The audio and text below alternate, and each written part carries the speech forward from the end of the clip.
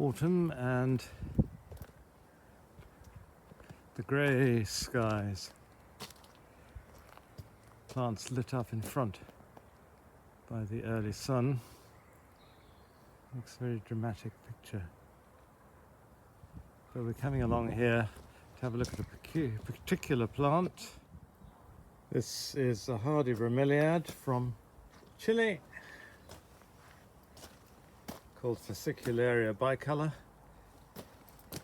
and it has these wonderful, suddenly scarlet bracts with the amazing powder blue flowers in the middle.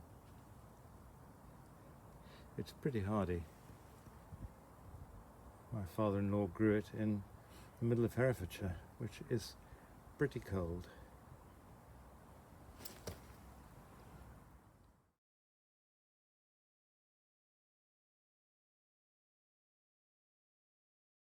Not far from the Fascicularia we have still flowering that yellow Daphne,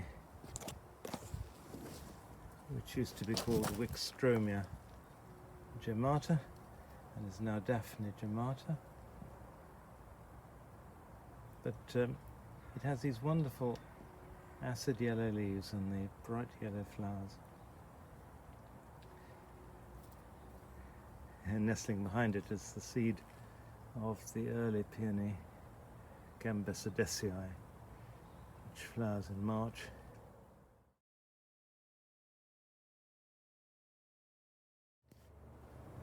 Coming down from the Wikstroemia, we come across that Hydrangea populnea, which we saw covered in bees and butterflies only about 4 weeks ago.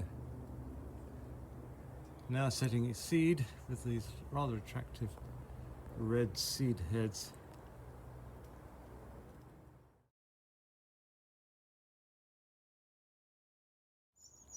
Coming into the slightly secluded bit of the garden,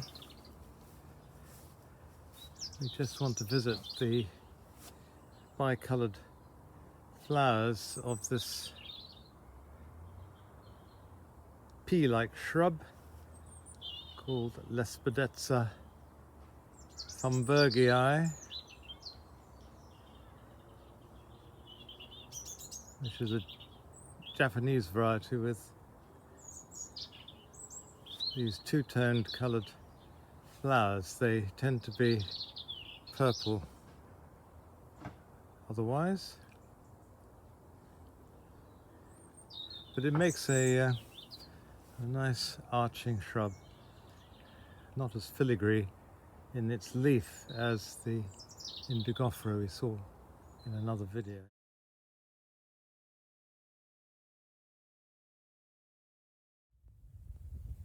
We're going to make our way to see a late flowering hydrangea, and on the way we see these wonderful foliage plants.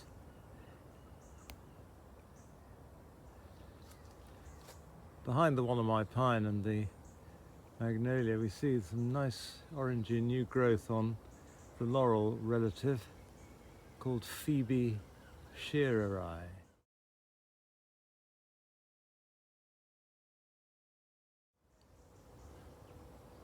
In the very back is the Hydrangea and the very tall eucalyptus.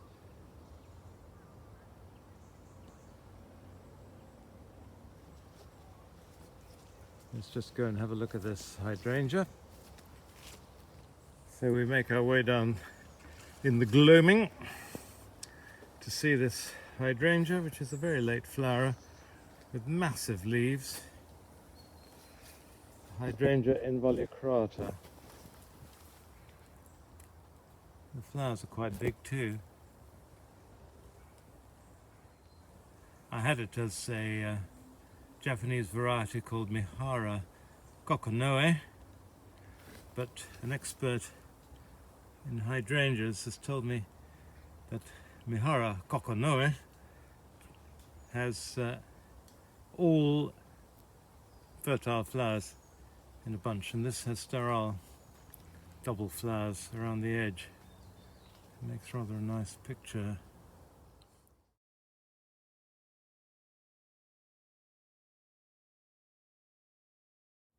I think Bertie thinks he's found a squirrel, and he thinks he can climb the tree to get him.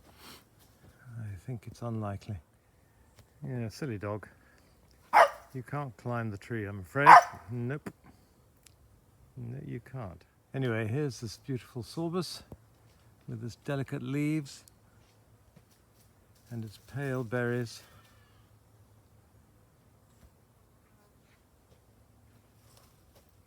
Which I love.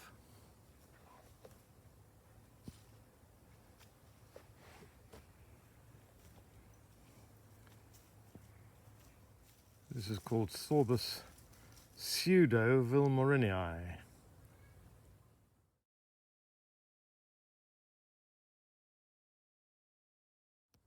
Coming down here we see what I consider a very useful late flowering blue short-lived perennial which seeds itself absolutely everywhere. And this is called Strobilanthes atropurpurea.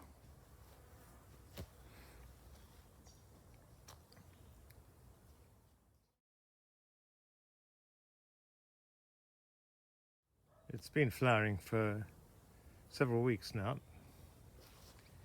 and although the individual flowers look rather tired, it does give a blue effect. Walking by the beautiful Aurelia tree, I want to show you another Strobilanthes. This one is a much larger, almost shrubby, which spreads away like mad.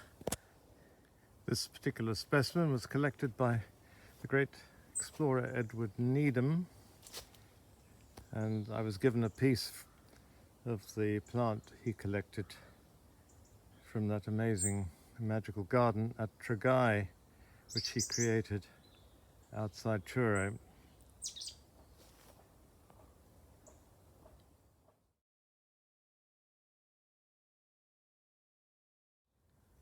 Walking along this woodlandy path, there's a silver-leafed begonia that's appeared, really grown for its foliage.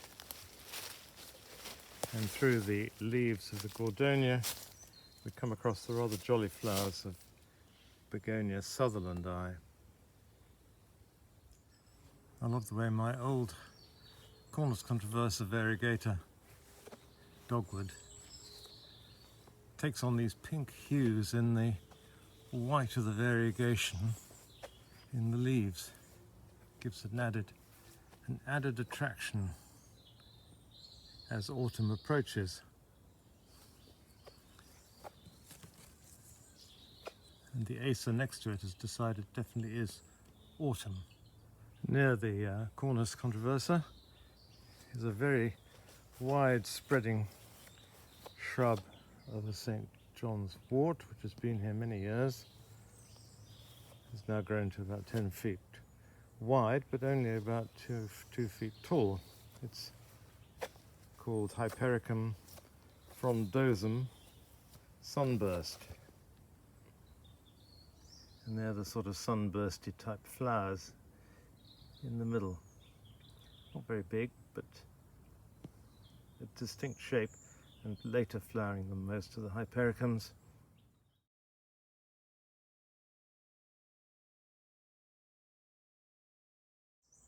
We'll just come up here, see one more thing. Passing rhododendron blue tit, which is having another go this autumn, and it's been actually quite covered in flowers, to this Mahonia. It forms a great mounding clump of dissected leaves, which I find rather attractive. The name, however, is slightly nausea-making.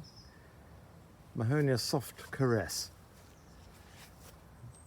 Under ordinary circumstances, I don't think I would want to caress a Mahonia. It might be rather prickly.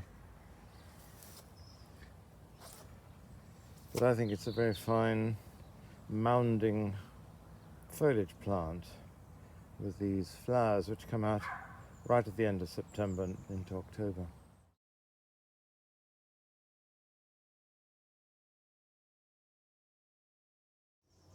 just going to make our way through to a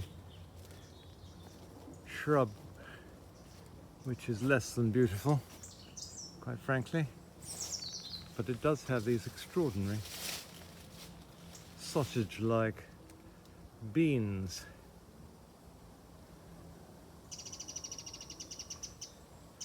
The foliage is quite bold, I suppose, but it's these rather grotesque beans that are its interesting point. Yes, not a thing of beauty, possibly of bizarre interest.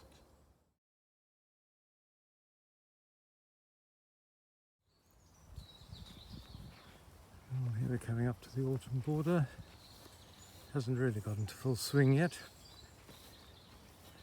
There are some flowers on this poker, Kniphofia caulescens, which has got rather nice grey leaves to offset the flowers.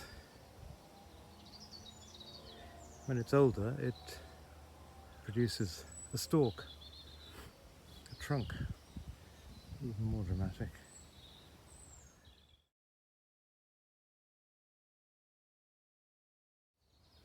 Around from the Kniphofia, there is some dwarf pampas grass, and I first saw these planted around the lake at Marwood Hill Gardens, where Jimmy Smart created a garden, and I noticed how good they were with the autumn colours, the scarlets and oranges of the acers, so I've rather emulated this, because the background will go orange and red, and the pampas grass really stands out against it. Very dramatic. We did see some even more dwarf forms in Chile, coming down various small sort of valleys, gullies I suppose, together with fuchsias and various other things, and it looked almost like somebody planted a sort of garden there. They seem to be even more dwarfed than the ones you can get here, the pampas grass.